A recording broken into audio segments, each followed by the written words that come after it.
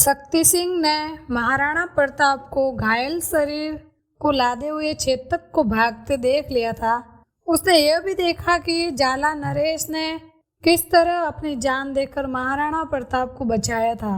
प्रताप के लिए हजारों राजपूत हंसते हंसते अपनी जान न्योछावर कर गए और 3 दिन के भीषण युद्ध के सामने मुगल सेना त्राही त्राही कर उठी थी। यह सब देखकर शक्ति सिंह को बहुत पछतावा होने लगा। हजारों राजपूतों को लाशों का ढेर बनाने एवं देवता सामान भाई की प्राण को संकट में डालने के लिए शक्ति सिंह ही जिम्मेदार था। यदि उन्हें हल्दी घाटी में घुसने और महाराणा प्रताप की कमजोरियों को मुगलों के सामने न बताया होता तो आज ये युद्ध का परिणाम कुछ और ही होता और इतिहास महाराणा प्रताप के साथ साथ शक्ति सिंह पर भी उतना ही गर्व करता। शक्ति सिंह तुरंत ही अपने घोड़े की एड़ लगाई और उधर चल पड़ा जिस ओर चेतक गया था। इधर सलीम ने घोषणा कर दिया कि प्रताप युद्ध के मैदान में जिंदा भाग गए हैं। उसको जिंदा पकड़कर लाने वाले को बड़ी इनाम दिया जाएगा। 2 मुगल सैनिकों को शक्ति सिंह ने प्रताप का पीछा करते हुए पाया। शक्ति सिंह समझ गया कि मुगल शहजादा से बड़ी इनाम के लालच में घायल राणा प्रताप का पीछा कर रहे हैं। शक्ति सिंह ने अपने घोड़े को वायु वेग से दौड़ाया। युद्ध के मैदान से निकलने के बाद चेतक की गति कुछ धीमी पड़ गई थी। चेतक के पैर से भी रक्त की धारा बह जा रही थी। महाराणा प्रताप लगभग अचेत की स्थिति में हो चुके थे। अचानक महाराणा प्रताप को घोड़े की ताप सुनाई दी। जब उन्होंने पीछे पलट के देखा तो 2 मुगल सैनिक उनका वायु वेग से हाथ में तलवार लिए उनकी ओर आ रहे हैं। चेतक भी बहुत तेजी से भागा, परंतु दुर्भाग्यवश एक बड़ा सा नाला उनके बीच आ गया। वो नाला एक पहाड़ी को दूसरे पहाड़ी से अलग करता था। उन दोनों पहाड़ियों के बीच की लंबाई 27 फुट की बताई जाती है। चेतक वो घोड़ा था जो अपने स्वामी के इशारे को अच्छी तरह से समझता था। वो अपने स्वामी के इशारे से वायु वेग में दौड़ना जानता था।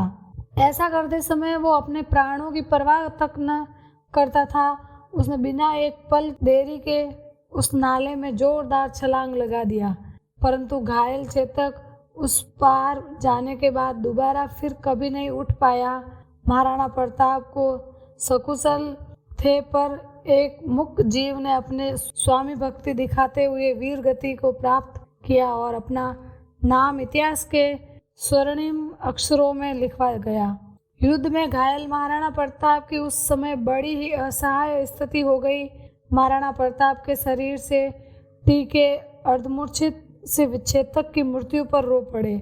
जब उन 2 मुगलों ने यह देखा तो वे आश्चर्य से देखते रह गए। उन्होंने अपने घोड़े की भी उस नाला को पार करने का आदेश दिया, पर हर घोड़ा चेतक नहीं हो सकता है।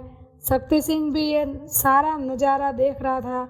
उस समय उसके हृदय में अपने प्रति ग्लानि की भावना प्रकट होने लगी।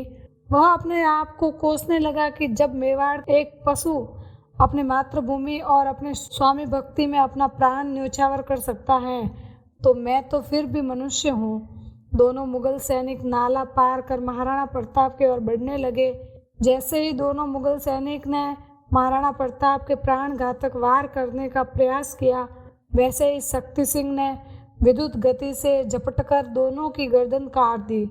जब महाराणा प्रताप ने चौंक कर पीछे पलट कर देखा तो उन्होंने पाया कि पीछे मुगल सैनिकों की लाशें पड़ी हुई हैं और शक्ति सिंह दोनों हाथ जोड़े अपने घुटने पर बैठा हुआ है। शक्ति सिंह एक भावुकता भरी आवाज महाराणा के मुख से निकल पड़ी और शक्ति सिंह हाथ जोड़े उसने अपने घुटने पर बैठा रहा। अच्छा हुआ तुम आ गए। इस समय मैं पूरी तरह से असहाय हूँ, लहूलुहान हूँ। मेरे प्रिय चेतक की मौत ने मुझे जीते जी मार डाला है। इस समय मैं तलवार नहीं उठाऊंगा, तुम अपनी इच्छा पूरी कर लो। राणा ने चेतक की कमर में से जब अपना चेहरा उठाया तो शक्ति सिंह की चीख निकल गई। नहीं भैया नहीं, मैं आपकी आंखों में आंसू नहीं देख सकता। राणा ने फिर गर्दन घुमा ली और फिर चेतक के शरीर से लिपट कर रोने लगे। राणा को रोते हुए देख शक्ति सिंह भी रो पड़ा। उसने कहा, भैया, इस सब का जिम्मेदार मैं हूँ। आपसे प्रतिशोध लेने की भावना में मैं पागल हो गया था। यह कहकर शक्ति सिंह फूट फूट कर रोने लगा। उसने तुरंत ही अपने आप को संभाला और फिर राणा प्रताप के पास जाकर कहने लगा, मैं जानता हूँ कि मैं क्षमा के योग्य नहीं हूँ, परंतु आप मुझे एक बार क्षमा कर दीजिए।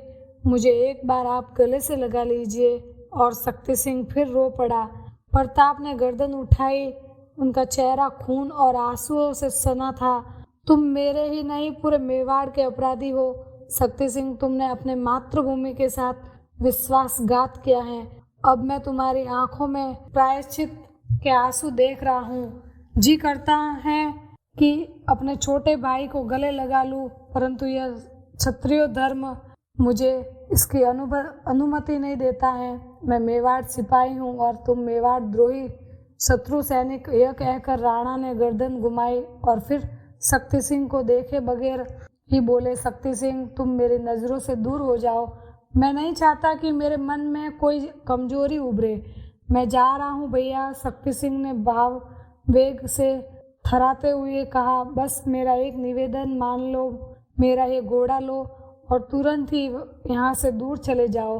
आपको मेवाड़ की ज़रूरत है। आप ये युद्ध हारे नहीं हैं। केवल ऐसी परिस्थिति आ गई है कि युद्ध को रोकना पड़ रहा है और अब आपके चरणों की सौगंध है कि मेरी ये तलवार अब मेवाड़ के साथ होगी। अपनी करनी से मैं अपने पर लगे इस कलंक को धो डालूंगा और अगर जीवित बचा तो हो आपके गले लगूंगा। प्रताप सिंह शक्ति सिंह की बातें सुनते रहे। उनके आंखों से बहते हुए आंसू उनके चेहरे पर लगे हुए खूनों को धोते रहे, परंतु शक्ति सिंह अब ये नहीं देख पाया था कि अब जो आंसू राणा की आंखों से बह रहे थे वो अपने छोटे भाई के लिए थे, परंतु वह क्षत्रिय धर्म, उस क्षत्रिय सूरवीर राणा ने अपने भाई से वो आंसू छुपा लिए और धर्म तथा भाई में से धर्म को ज़्यादा महत्व देकर धर्म को विजय स्थापित किया। राणा ने अपने आप को संभाला। वे उठे, शक्ति सिंह का घोड़ा ले लिया। शक्ति सिंह नजरें झुकाए खड़ा हो रहा। उसके आंखों में प्रायश्चित के आंसू बह रहे थे। मैं तुम्हारा ये एहसान कभी नहीं भूलूंगा शक्ति सिंह। तुमने मुझ अर्धमूर्छित की जान लेने वाले मुगल सैनिक को मारकर मेरी जान बचाई है और अभी सुरक्षित स्थान पर पहुंचने के लिए अपना घोड़ा दे रहे हो। मेवाड़ याद रखेगा तुम्हारी ये भूमिका। राणा तुरंत घोड़े पर सवार हुए। उनके चरण छूने के लिए शक्ति सिंह ने हाथ आगे बढ़ाए, पर तब तक राणा घोड़े की एड़ ले चुके थे। वायु वेग से घोड़े दौड़ाते हुए राणा कुछ ही समय में शक्ति सिंह की आंखों से ओझल हो गए। इस वीडियो को लाइक करें, हमारे चैनल को सब्सक्राइब कर बेल आइकन जरूर प्रेस करें।